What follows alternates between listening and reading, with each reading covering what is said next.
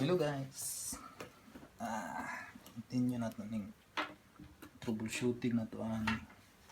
Okay, parts identification and function.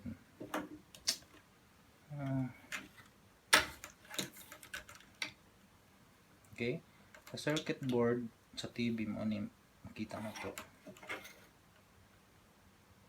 Nauna na to yung identify sa power supply, asa ang power supply, kung asa tong fuse, asa ang fuse, asa ang wire, dito ang isip plug sugod sulod ang kuryente sa inyong balay.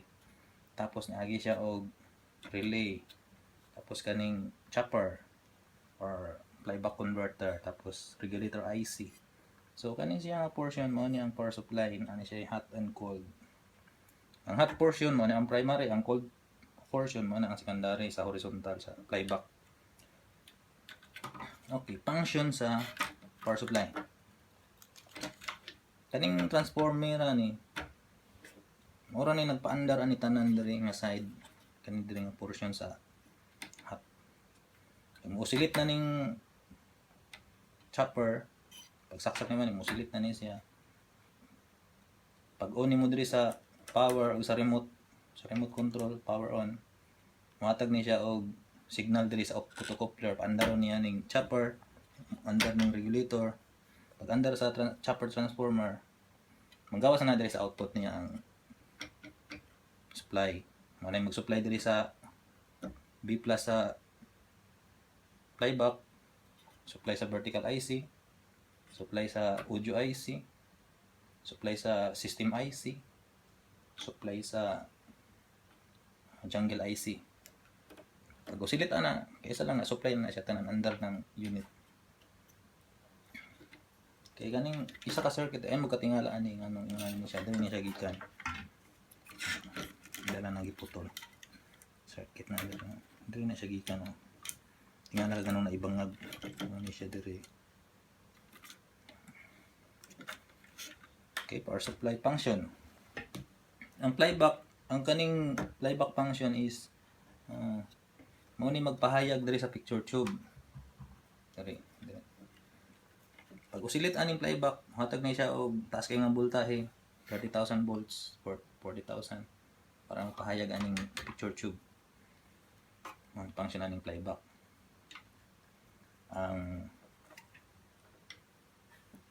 system, kaning system sa likod, system memory ug system, o mag-uban ni siya. Function niya ani kaning mga button, power supply, remote control, mo ni magpa-on sa imong TV, magpa-andar aning jungle gikan diri sa system. 5 volts ang supply ani gikan diri sa chopper. 5 volts supply sa system IC ug memory IC. Mo ni magpapitik sa relay para muon ang power supply. So kung wala kay standby 5 volts, di mo maandar ang imong chopper, di ka kapapower ani imong circuit TV. So system IC, mga button ang function niya ani, button, remote control, mga adjustment diri na sa system mo ni maandar.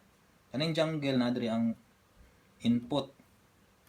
So imong audio video kaning audio tuner input, video input ug tuner input. Sulod na diri. Mo ni magpa-oscillate sa playback. Yang frequency nga mogawas diri mo ni mo hatag og B+ diri sa horizontal output transistor para mo paandar aning playback og kaning yoke. Duha man ning yoke sa vertical sa horizontal. Unya mo pwede maghatag supply diri sa color section diri sa tulokan transistor sa red, green, blue sa RGB sa CRT socket. Mao lang ni siya 180 volts. Ang supply sa CRT is 180 volts, isa ka heater, ground, nya red, green, blue nga signal. Mao na siya.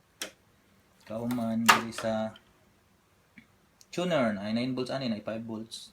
Madaot ang imong tuner, ang walay channel sa lida, walay antenna mo sulod na. Kani read out, kambihan nimo ning channel tuner.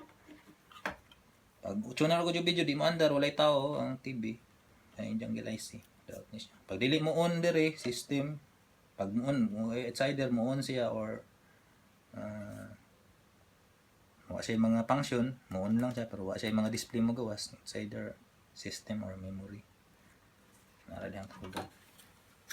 Vertical section. Kaning vertical mo ni magpa usilit ani para mabukad ng imong picture diha og ang horizontal niya dire sa TV. Anyway, dali lang kay ng mga trouble na siya. Common lang na siya trouble. Kani makita inyo mga pisa-pisang ginagmay diri, kuan na siya. Amplification na ni siya og kuan. Stabilizer sa signal og sa voltaheng ginagmay. Yan lang kasi simple ang TV. Okay, bye-bye.